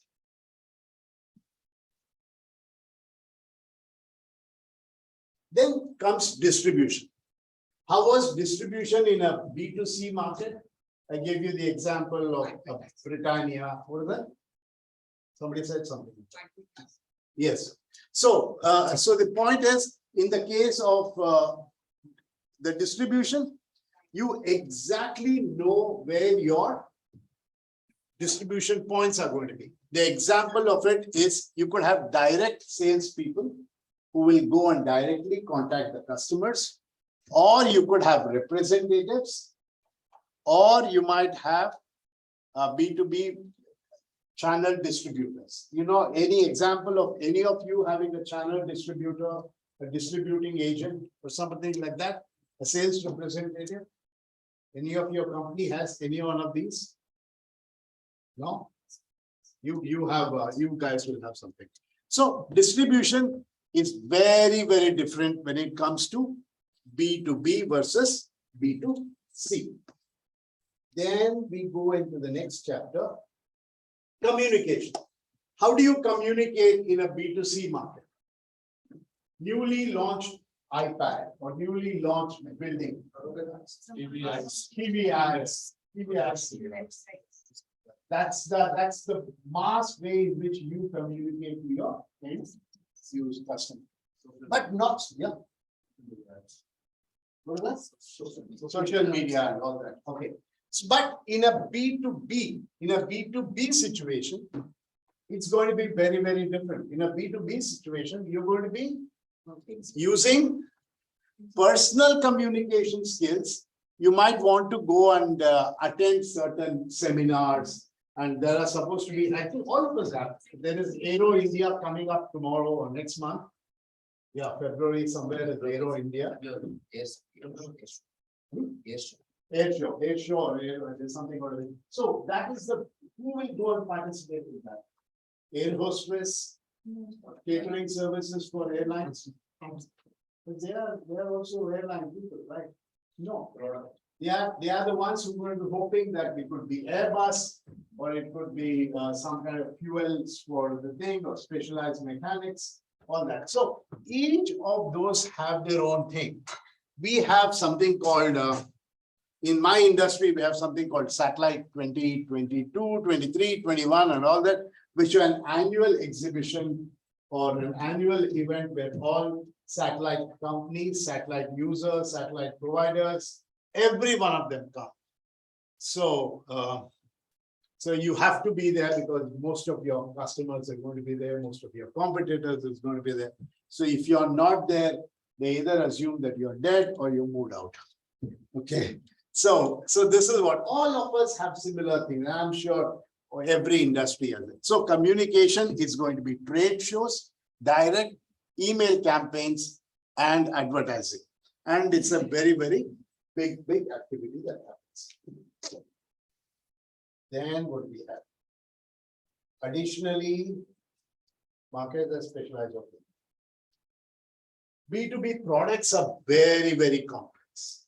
Products are very, very complex. This could be an equally complex product, but something like a generator could be very complex. We've just discussed that. This is the key element to B2B buying markets. Higher the price, the lower the number of customers. So you see the number of customers is so large when the value of the product is very high. But we have a $1 million cost of a product, we're going to be very few customers. So limited number of buying units in a B2B market. There's just going to be very, very few customers involved. As a matter of fact, I used to be with a company where I think I said that also in the first class, is that it was such a specialized equipment that I had only 3 customers in all over India. So if those 3 customers didn't like me, I'm in trouble, right? They're going to be a real thing. So very limited number of customers, but the purchase value of these customers is going to be very, very high. Then we have, and it's a self-explanatory slide, but we'll try to focus on it. Customers in a B2B market are of 4 categories. The price focus segment. They just want to get the one at the cheapest possible. So maybe that product does not play a very important role in their business. They just want to negotiate on a cheaper price. Quality and brand focus segment. They are proud that they have certain Intel inside. So they are proudly saying that they have an Intel component inside there. So that shows that they are willing to pay for quality and they have a brand focus. Some of them may not even bother about quality, or they just want to make sure that there's a service focus. Is that how quickly can you service my product when it goes on? And sometimes the customer is willing to get into a very strong partnership with their provider, like the example of somebody was talking about Mahindra for the defense sector and things like that, right? So you could have many ways in which B2B marketing needs could be segmented. So tomorrow you might get a question in your class, we'll be saying, define the 4 segments in which B2B is defined. So you could say price, quality, service, and partnership focus. Right? Anything else? This is another key slide. B2B relationships is more important in than B2C. And this is the most important feature that I want you to remember. In B2B, buying is complex. In B2C, buying is very simple. But at the end of the day, it's human to human interaction. Finally, Mr. Tesla or Mr. Venu Srinivasan or Mr. Who is the owner of Honda? Hero Honda? Come on. Hero Motors or Mr. Bajaj, eventually, Munjal. Finally, though it may be a company, though it may be complex buying, if you like them, they like you, purchase. With all this explanation, I'm just turning the story around, saying that even in a B2B relationship, it is primarily a man or an individual that matters. That is why you can see the head of marketing of one company moving to head of a marketing just because he likes it. We just got a new colleague to join us. And the only reason we had him as a very senior guy, the only reason why we asked him to join us is because he knows some people who we can sell our product. And he can pick up the phone and say, hi, how are you? I think you should look at this product. Otherwise, you don't even know who the buyer is. So eventually, it's all personal selling. This is Kiran Rao, who is the strategic marketing guy for Airbus. And Airbus, I don't know how much of this typical aircraft cost, a few $1 million. And he alone negotiates, sits with, at one time, he was so helpful in ensuring that Vijay Mallya bought the, what is it? The air Deccan from Gopinath. He was the negotiator. Why was he negotiating? Because there'll be more buses that he will have to buy up. So finally, remember, personal relationship is very, very important. That idea that I bought that shirt because I like that person, it's pretty. It's all a very, very temporary phenomenon. This is the point that I want to keep more focus and stay on it. So that's about it. And then buying are long-term buyers. What are long-term buyers? Is that today I might buy an iPhone, tomorrow I might buy a Samsung, day after tomorrow I might buy vegetables from another vendor. From the other day, I might be tired of this idli vada counter. It doesn't happen in the case of a B2B. In a B2B, there's a real long-term relationship between the seller and buyer. They're so very, very long term that in my industry, which is the satellite industry, we have a term called end of life. It means that you are signing a contract with me that you will take these services till the end of the life of the satellite. And a satellite has a life of 15 years. So you sign with me, I know that you're going to be my customer for 15 years. Most importantly, they know that I will be the provider for the next 15 years. Because when the satellite was just launched, I'm so desperate to find a customer. And that is the point where the customer gets the best price. So very, very important. While it might sound good that I have an end for life customer, the price is fixed.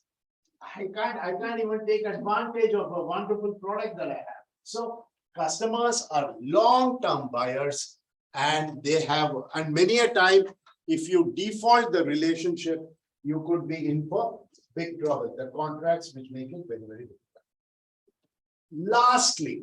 Lastly, B2B innovation is less than in consumer markets. Innovation is very slow.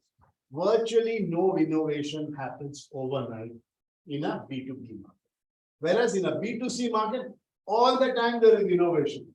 There are new types of mosquito coil, there are new types of what is called mosquito things, there are new perfumes, there are new washing machine type, top load, upload, side load, all those things, but they don't happen in this space. Absolutely, I mean, it's crazy, right? It's crazy, yeah. So this is all of that, because why is innovation very slow in a B2B market? Because any new innovation will have to go through a complete process of re-evaluation by the customer. Okay, you made a change on your product. What could that impact my product? Maybe you guys have an interface which is a new interface. Sorry, you didn't ask me, and now you will not buy your product. So that is what is it. So innovation is very slow. That's it. Very demanding. I've told you that business to business is very, very demanding. They'll make your life very miserable, but that's how it works. And therefore, students should read and study. Okay, enough of that. Now, where are we? This is one good example of Dell.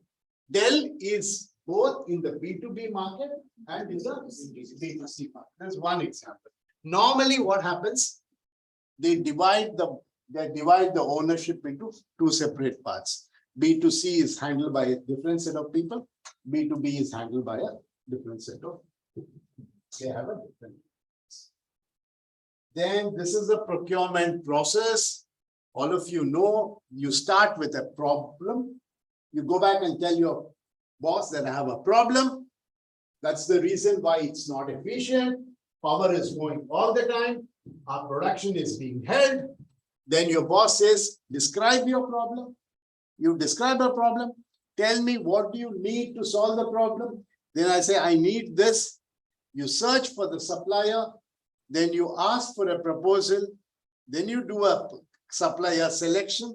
And then you go ahead in the entire process. It's a long, and sometimes this can be as complicated as something like a maze of confusion happening. So this is first stage of procurement. I'll leave it to all of you to read through it. And then, and I'm not going to get too much into it. Again, the selling process is very, very, very equally complicated. You need to contact the customer, identify whether this customer is serious, what is the problem does he have, how do you evaluate it, you negotiate it, and go about the process. Just as complicated as buying, equally complicated as selling. So now we come to the last section, which is known as the buying center in an organization. So buying center in an organization is something like she was talking about, Ashwini, about Tanish. where there are lots and lots of people who are involved in any one buying side. Who are these people? These are the 7 known people who are involved in a buying side. They are initiators, users, influencers, deciders, approvers, buyers, and next page. Okay.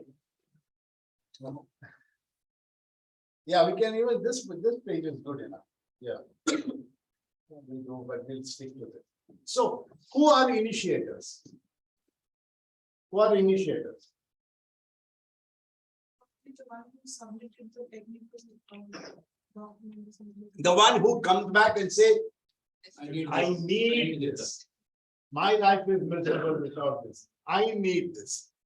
But you need it for yourself. No, I don't need it. I am the team leader. I don't need it. I need it for my junior who is actually working on that machine. You know, the machine has become very tough, or the machine breaks stuff very often. We might want to advance our machine, or the micron level is very bad, something that is. So there is an initiator, there is a user, there is an influencer. Who is an influencer? Who is an influencer? Probably a competitor can also influence you. Probably a competitor can also influence you, meaning? You're right. Go ahead. Go ahead. Get further. System or something. They may influence you. No, could you repeat what you said? An ERP system, you might be influenced by your competitor using a certain ERP system. So might you, feel yeah, it's yeah. So affected in your can business. anybody add to what she's saying? Be, so let's say, customer group, you might be working in one of the group. You are reaching out to the other group. It's more of a feedback you can check with the other guy. Yeah, so I need a new ERP system, and hey, which one is our competitor using, and he's so very happy with it. Or I pick up the phone and ask my competitor, be honest with me, my friend. Are you very happy with it? Yeah, sure, I'm very happy with it. That's an influence. Correct? Perfect. I have, and then who are the deciders?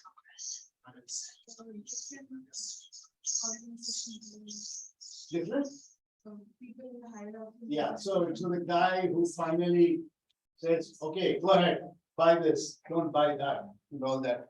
And then decider, approver, then buyer, could be, and so there are, and then gatekeepers. Yeah, who are gatekeepers? No, who are gatekeepers? The ones who stand in front of the gate. But I'm saying yes. The bridge. The gatekeepers are the ones who stand in front of the gate. You're agreeing or is it? Make up your mind. I haven't still evaluated your assignment. So who are gatekeepers? Who? Verify the product. They are approvers. The phase of the transaction. Huh? Phase of the transaction, like who's the one who's in. He is the buyer. They are the deciders. So who's the gatekeeper? You know who is supposed to be the how many of your product is priced? Not a single price to price. Who is the most powerful person in price? Think in terms of what I have chance. You're mistaken. My son is the product of Christ. We're talking about the gatekeeper. Who is the most powerful person in Christ? Pope. Pope.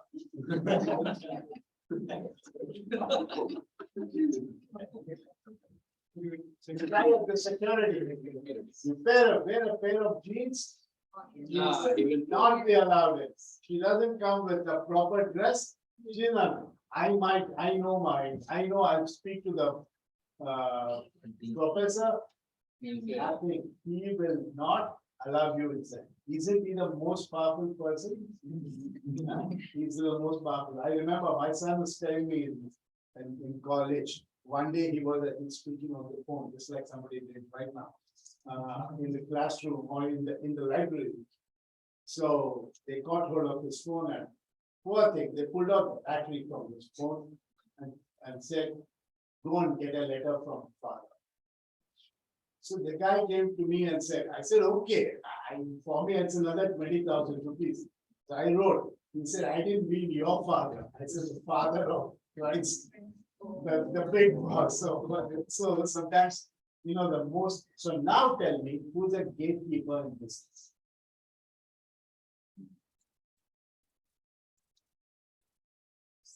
Silence. Okay, I just told you. Final approval. That's the approver. Who's an influencer? Who defined an influence? An influencer is somebody who tells that company that you should buy the product from this company, it is good. Who is a gatekeeper? The guy who's going to tell you not to buy from this company. So he is somebody who is not good, who's going to be negatively influencing, saying that don't buy. And that person could be the initiator. That person could be the buyer. That person could be the user. That person could be the approver. The guy may say, I want a new generator for our plant. But sir, I earlier worked in a company where they had Cummins generator. Horrible. Don't buy anything. So he is the initiator, but he's also the gatekeeper. Approver. The approver says, perfectly fine, but remember, the quality of service is very bad. So every one of these could be a gatekeeper. So gatekeeper is somebody who is going to make sure that you don't enter in. So a gatekeeper could also be somebody whom the previous supplier has bought. The gatekeeper could be somebody whose house is full of nice things that the previous supplier has given. The gatekeeper could be somebody whom they paid for his holiday to whatever for the thing. So the gatekeeper could be the one who is going to be a deterrent to your progress. While you may have all of these, the gatekeeper is enough to spoil your fun. Okay, so in your second assignment, I'm going to give you lots of characters, and it's your job to find out and say, who is the initiator, who is the user, who is the decider, who is the provider, who is the gatekeeper. Okay, so in any of, and all of this could be just three people. The initiator, the user, the decider, the approver, and the buyer could be just one man. The influencer, the gatekeeper could just be another man. He could say buy it, or he could say don't buy it. That's all. So there needn't have to be so many of them, but they all can also be different people. This is an important part. I'm spending quite a bit of a time on it. So make sure you get the message correctly. Then buyer roles. See, a gatekeeper is the one who controls the flow of information. And influence is the one who affects the positive. It's not there, the positive outcome of the decision in the opinion. Got it? All of you get these slides, so don't have to write them down. Okay, buyer roles. They're more of the same thing. Then there are three types of demands. One is derived, inelastic. What is the time? Oh, we've got another 10 minutes, right? Okay. So they could be derived. So I'll probably skip this to go to what is probably the last part that I really want to cover. Yes. There are three types of buying situations in a B2B market.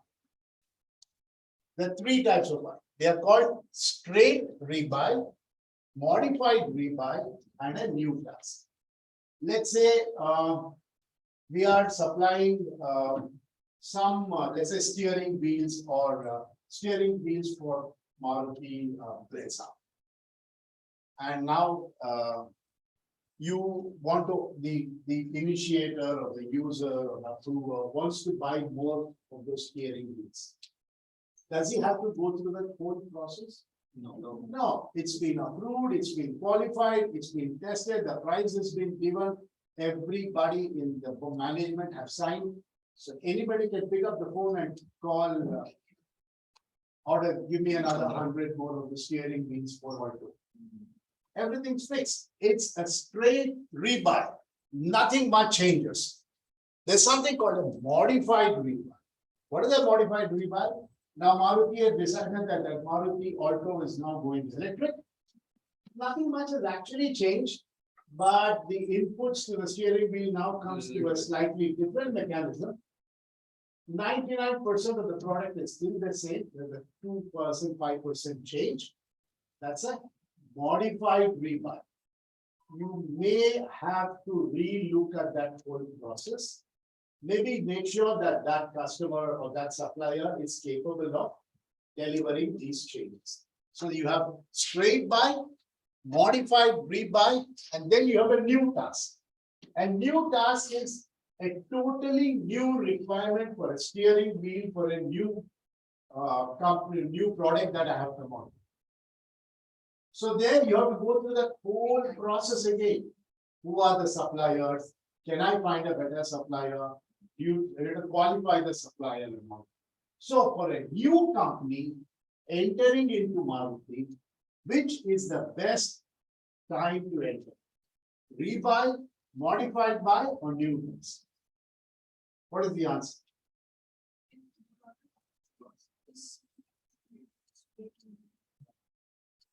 No, there are three of them. Modified rebuy is possible, but there is already a supplier identified. But a new task is the best time for a new supplier to enter the market because he's competing with totally a blank level. So it is possible that in a modified rebuy, you might enter saying that, okay, you have a new requirement. My product meets that requirement, subject to you having qualified early. So remember, there are three things: straight buy, modified and rebuy, and all of that. I make sure that you understood this well. If you're not, I can explain one more time. As a new buy, a situation requiring the purchase of a product for the first time. A modified is a situation where the purchaser wants some change in the original product. A straight rebuy, where you can order without looking for new buyers and all that, just go ahead and order. Okay, so that I guess is more or less end of more of the same thing, modified rebuy and all that. Just one. Yes. I can. New buy, is it more something like a request for a quote? Absolutely. There could be a tender being raised. There could be a thing that could be. Many a time the organization may insist on you raising the tender for a new buy, but for a rebuy, you will never come to. More of a proportion. More of a more of a. The quantity is negotiated, the price is negotiated, delivery schedule is negotiated. You just a rebuy also, some companies may not even raise a tender.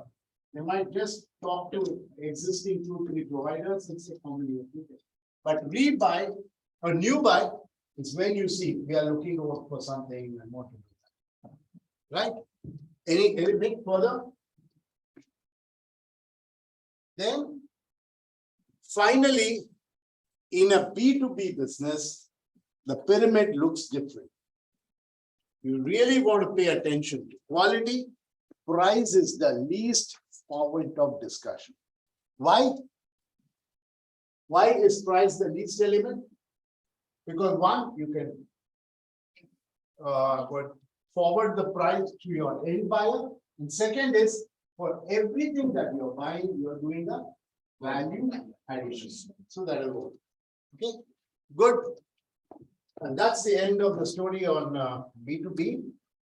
And I hope you guys understood it. What else do we have? Is there a time to market is not a quality criteria? Time to market is what? Who said that? Yeah, what is time to market? See, I want a product and I have a timeline to reach and release the product. I might reach a supplier saying that I need it in 2 months, because I have a final product for 2 years. If the supplier is going to delay, or if you say that he might delay more than 2 or 3 months, you're going to take more time. That also would be a criteria. Well, obviously. I used to earlier have a slide in which a typical company, how do you measure it? Let's say there are 2 suppliers. There are 2 suppliers. The quality is similar. The price is almost similar. Who do you buy? As one is, of course, you can place 50-50 order on both of them. But depending that you want only one supplier, then your parameter of time to supply, or your parameter of Relationship. Yeah, relationship, right? Again, we go back to that thing that. Yeah, so if the service, I have more, everything is perfect, but all my service centers are close to your manufacturing plants. Could be a it depends on what each one of them want as a particular thing. You're right. Time to deliver is a very important thing. And just in time is a new philosophy, right? Not really a new philosophy. Is that I don't want to hold on to inventory for too long. How will you be able to do it? I'll just wind up by telling you one small story, which goes like this, is that in a world which was primarily dominated by Nokia, who had the best of the phones, I'm talking about the early 80s and 90s, where Nokia was virtually a leader. So what they did was that the competitor to that was a company called Ericsson. Ericsson planned up a model which they called the Nokia Pila. So what was that model? They said that they've come out with a device which has a small wireless communication between the phone and as something that's going to sit in the ear of the customer. And this is known as Bluetooth. The first time that they wanted to introduce Bluetooth on phones, and Ericsson was getting all ready to come up with a new Ericsson Bluetooth model. Now, somehow these guys also came to know about the fact that Ericsson is coming out with it, and they also started to get ready. But remember, Ericsson had an advantage. They started thinking. While all of this happened in a totally unrelated event, there was a fire in a Philips factory. In a fire in a small Philips factory in Netherlands. What happened was the fire was in there, we call the foundry, right, where the chips are all manufactured. There was a small fire in the foundry. And foundry, they were able to even douse off the fire in a couple of hours. But as it is always the story, the guy from Philips sent out a message to their key customers, Mr. Ericsson and Mr. Nokia. There's a very small fire in our factory, and don't worry, everything is cool, don't bother. So this message goes to the junior most person in both the organization.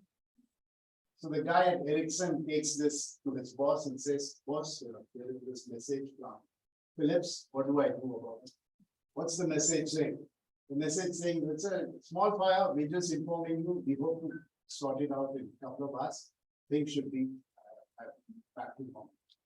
And remember, Ericsson was just about to launch their Nokia matter closed. They go to Nokia, the same email goes to Nokia, and Nokia, the guy takes it to his manager and says, okay, anyway, let's play it safe. Why don't you contact the other manufacturing units, Philips, and block the chips? So what they do is they call up the other factories and say, hey, do you have this model number 4753? Yes, yes. Okay, just block 100,000 for them. So it calls up the chips. 3 days later, an email comes from the Philips factory saying that we initially thought the problem got sorted out, maybe we overdid to kill the fire. Our plant is little bit stuck. We expect weeks of delay in that supply. So when this email comes to the Ericsson guy says, hey, what's happening? Go contact the other suppliers. So whenever they call the other Philips unit, they say, yes, we have this product, but Nokia has blocked it. So long story short, Ericsson had to delay their release of their Bluetooth phone. Nokia released it 6 months later. 12 months later, Ericsson declared bankruptcy and got bought over.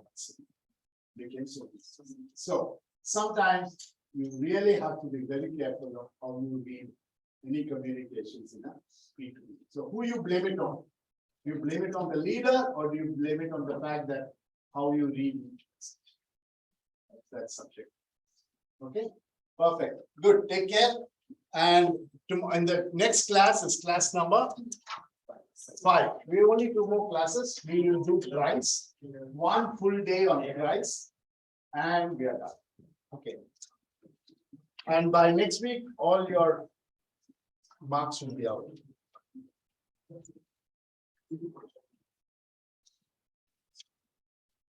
Oh, perfect. Okay, any questions from all of you here online?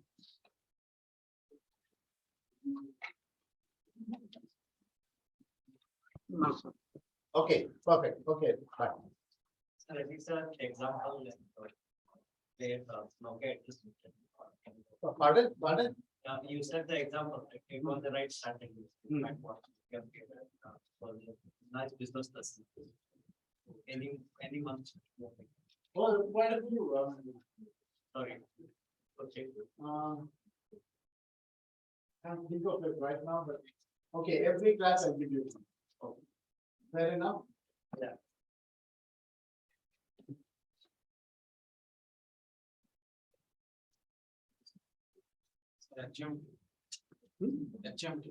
What is HMD? Machine tools. Also. For a similar. I'll give you one more right now, just because you started it. Okay, I'll tell you my personal life. Okay, time out, please. Listen now. Just because he wanted another crazy exam. I was working for this company and I knew on the buying center, I knew somebody was really good. I knew the buyer. The buyer was the influence. The buyer was really, really good. This was a company called the Indian Railways. You know that? Okay. And they wanted good old times. They wanted it's called coaxial cables or microwave cables. Okay. That was before the time of fiber. We've never done business with railways. And so when I met him, he said, Ramesh, don't worry. I know you, you know me. I'm going to give him the order. That's a huge 100 kilometers of coaxial cables, microwave cables to be supplied to Indian Railways. I went and met my boss. And I told my boss, I have the order, but where's the supplier? So we said, okay, let's find out. Obviously, we cannot go to the same existing suppliers to Indian Railways because why would they come to me? They would rather go do it. So that, remember, was the time when there was no internet. And that was the time when ISD calls was very expensive. And so I started doing whatever research I could do. It's very tough to do research outside of India. Imagine you go to Google. I landed on a company which was a coaxial manufacturing microwave cable company in London or in Europe or in UK. So I called him up. He was very happy.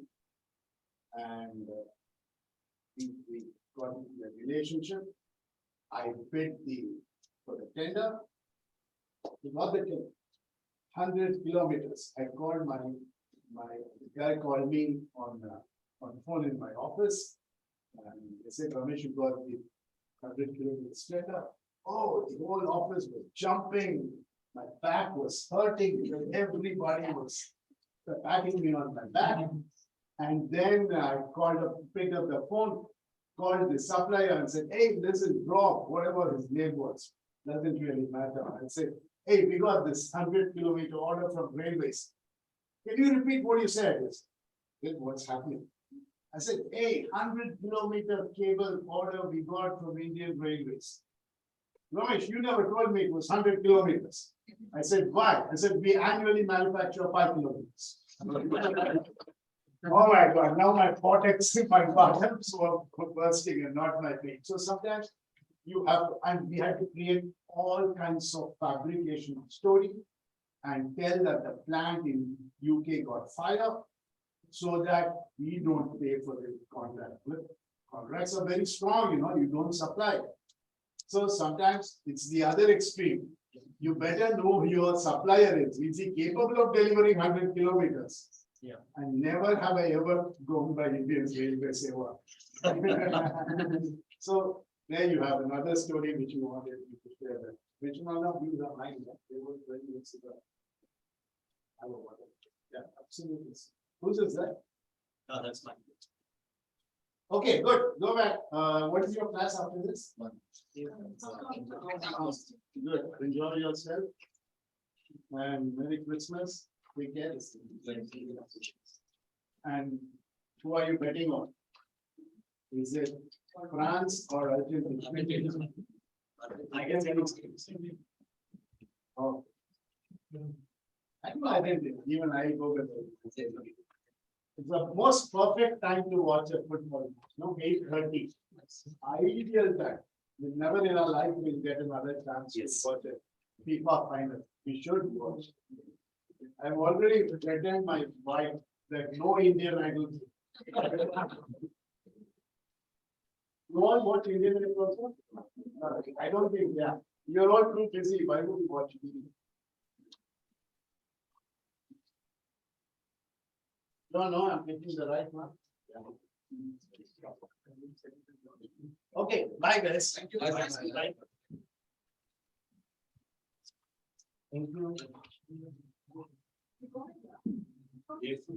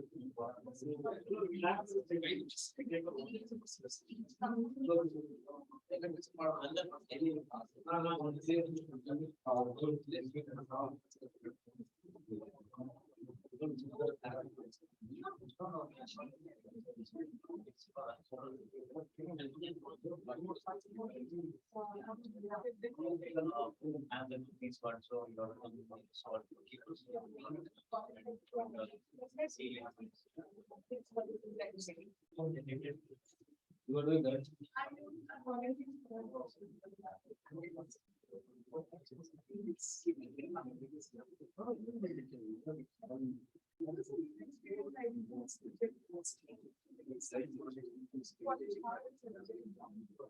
Maybe expecting it to write consistently.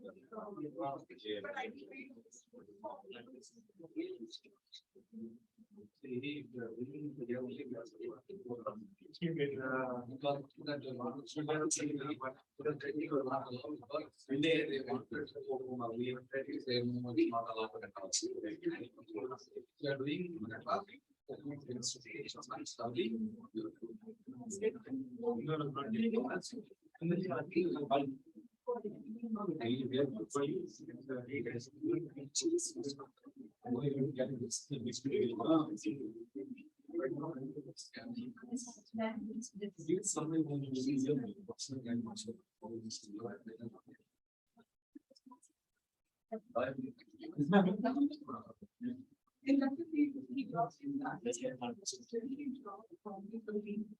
because he has to exit now. So